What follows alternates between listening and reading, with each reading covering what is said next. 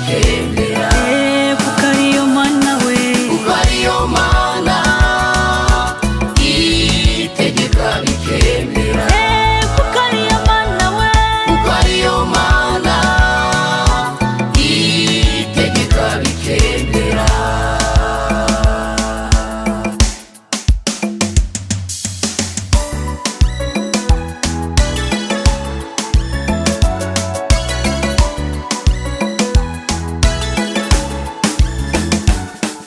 Imana yabwiye Muntu dufite iki mu ntoki,